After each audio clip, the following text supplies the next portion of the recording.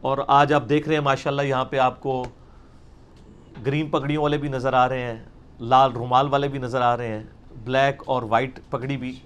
یہ ایسی محفل میلاد تو شاید انڈیا پاکستان بنگلہ دیش میں کسی نے ہی دیکھی ہو کہ یہ تمام کے تمام لوگ ایک جگہ پر جمع ہوں اس حوالے سے کہ وہ کتاب و سنت کی بات کو سنیں. الحمدللہ.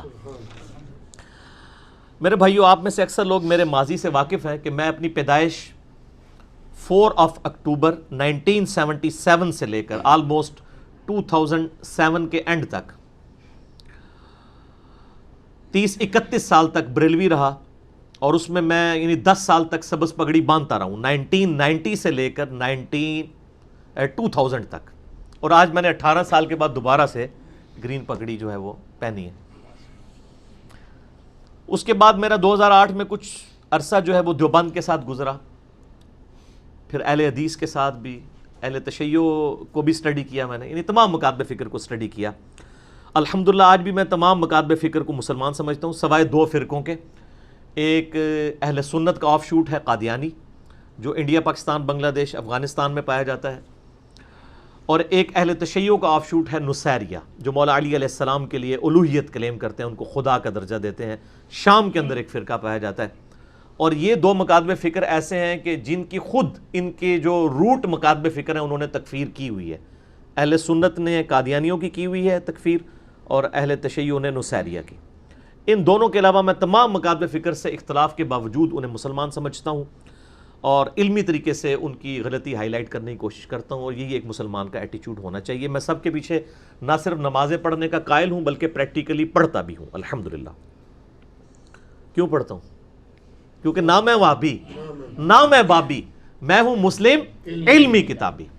یعنی نہ ہم سو کالڈ وہابی ہیں، کوئی علمی بات کر دے اسے کہتے ہیں یہ وہابی ہو گیا، اور نہ ہم بابی ہیں. یہ بابی کی ٹرم میں نے ڈیوائز کی ہے وہابی کے مقابلے پر، کہ بابوں کے ماننے والے، بابوں کا جھوٹا دفاع کرنے والے، بلکہ ہم علمی کتابی مسلم ہیں. اور یہ علمی کتابی کی ٹرم بھی میں نے قرآن حکیم سے لی ہے. سورۃ الاحقاف کی آیت نمبر 4 ہے، اعوذ باللہ من الشیطان الرجیم، بسم اللہ الرحمن الرحیم، ایتونی بکتاب من قبل ھذا او اثارۃ من علم ان کنتم صادقین. اے محبوب صلی اللہ علیہ وآلہ وسلم ان سے ارشاد فرمائیے کہ اگر تم قرآن کو نہیں مانتے ہو تو ایتونی بکتاب من قبل ھذا، اس کتاب سے پہلے اگر کوئی تمہارے پاس کتاب ہو اللہ کی وہ لے آؤ.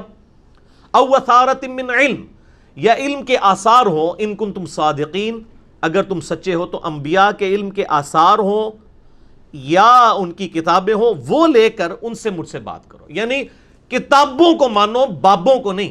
اور صرف ان بابوں کو مانو جو کتابوں کو مانتے ہیں، کیونکہ بابوں کو مانا اس لیے جاتا ہے کہ وہ کتابوں کے فالوور ہوتے ہیں.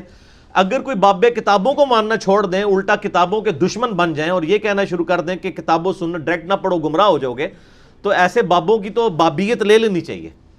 ٹھیک ہے؟ تو نہ میں وابی نہ میں بابی، میں ہوں مسلم علمی کتابی. اس میں ہے نا ایتونی بکتاب من قبل ھذا او اثارۃ من علم، کتاب بھی آیا علم بھی آیا. میرے بھائیو الحمدللہ میں اکثر یہ اعلان کرتا رہا ہوں، اب بڑے عرصے سے میں اس کو سکپ کر دیا تھا لوگ تنگ نہ ہو جائیں، لیکن آج کی چونکہ محفل میلاد کا تقاضا ہے کہ میں یہ چیز بتاؤں کہ الحمدللہ میری روٹی دین کے ساتھ نہیں جڑی ہوئی. میں اپنی ذات کی خاطر دین سے 1 روپیہ کمانے کو بھی حرام سمجھتا ہوں. یہی وجہ ہے کہ میں نے فرقہ واریت کو 3 طلاقیں دے کر اور 4 بلکہ 5 تکبیریں پڑھ کر ہمیشہ کے لیے دفنا دیا ہے. کیونکہ جو شخص فرقہ واریت میں پڑ جائے وہ کبھی بھی آپ کو سچ بات نہیں بتائے گا. اسے فوراً فکر لگ جائے گی کہ اگر میں نے مسجد کے پلیٹ فارم سے سچائی کی بات کی تو میرے مسجد کی کمیٹی مجھے فارغ نہ کر دے، تو پھر میرے بال بچوں کا کیا بنے گا. اس لیے وہ سچائی کی بات نہیں بتا سکے گا الا ماشاء اللہ، کوئی لاکھوں میں ایک ہو. Exceptions are always there. اللہ تعالیٰ سے دعا کریں کہ اس دن سے پہلے کہ ہماری روٹی دین کے ساتھ جڑ جائے، اللہ تعالیٰ ہمیں ایمان و عافیت کے ساتھ مدینہ شریف میں موت، بقیع غرقت میں مدفن، اور جنت الفردوس میں اپنے محبوب صلی اللہ علیہ وآلہ وسلم کا پڑوس نصیب فرمائے. آمین. یہ نہ سمجھیے گا کہ میں سورس آف انکم دین کو بنانے کو حرام سمجھتا ہوں. سبسسٹنس لیول پہ میں جائز سمجھتا ہوں، اس پہ میرے کلپس موجود ہیں. لیکن آج کے دور میں اس فتنے کی وجہ سے شیطان داخل ہو جاتا ہے. 2 ہی بڑے فتنے ہیں نا جی، مال کا فتنہ اور عورت کا فتنہ. تو ان 2 فتنوں پر جو بھی سپیکر قابو پا لے تو اس کی جو دعوت حق ہے وہ لوگوں تک پہنچتی ہے اور اس کو لاس بھی نہیں پہنچایا جا سکتا. اور جو ان دونوں میں سے کسی ایک چیز میں پڑ گیا تو اس کا بیڑا غرق ہوگا. اب مجھے نام لینے کی ضرورت نہیں ہے. بڑے بڑے انٹرنیشنل سپیکرز جو ہیں وہ یا عورتوں کے فتنے میں پڑے ہوئے ہیں یا مال کے فتنے میں. اب میں نام لوں گا تو پھر لوگوں کی دل آزاری ہوگی. بہرحال ہم اس معاملے کو چھوڑتے ہیں, آپ خود ہی جج کریں کہ کون سچ بات کر رہا ہے. آج کی یہ محفل میلاد کریٹیکل ہے اور سینسٹیو ایشو اس میں ڈسکس ہونے ہیں, لیکن یہ اسپیسیفکلی صرف 12 ربیع الاول اور میلاد مصطفیٰ صلی اللہ علیہ وآلہ وسلم سے ریلیٹڈ ہوگی. اس لیے باقی جو یعنی ضمنی کوسچنز ہیں وہ میں ایڈریس نہیں کروں گا. اس حوالے سے میں شروع میں 3 اپنے لیکچرز کا تعارف کروا دیتا ہوں. ایک ہے مسئلہ نمبر 63, ولادت مصطفیٰ صلی اللہ علیہ وآلہ وسلم اور رسول اللہ صلی اللہ علیہ وآلہ وسلم کی آخری وصیتیں. دوسرا ہے مسئلہ نمبر 163, وفات النبی صلی اللہ علیہ وآلہ وسلم سے متعلق صحیح عقیدہ. اور تیسرا لیکچر ہے مسئلہ نمبر 5, حیات النبی صلی اللہ علیہ وآلہ وسلم سے متعلق صحیح عقیدہ. تو ہم اللہ سے دعا کرتے ہیں, رب اشرح لی صدری ویسر لی امری واحلل عقدۃ من لسانی یفقہوا قولی, ربنا آتنا فی الدنیا حسنہ وفی الآخرۃ حسنۃ وقنا عذاب النار, ربنا آتنا من لدنک رحمۃ وہیئ لنا من امرنا رشدا, لا الہ الا انت سبحانک انی کنت من الظالمین, حسبنا اللہ ونعم الوکیل, ولا حول ولا قوۃ الا باللہ العلی العظیم, یا حی یا قیوم برحمتک استغیث.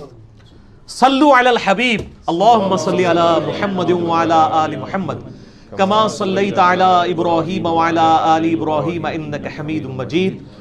اللہم بارک علی محمد وعلی آل محمد کما بارکت علی ابراہیم وعلی آل ابراہیم انک حمید مجید.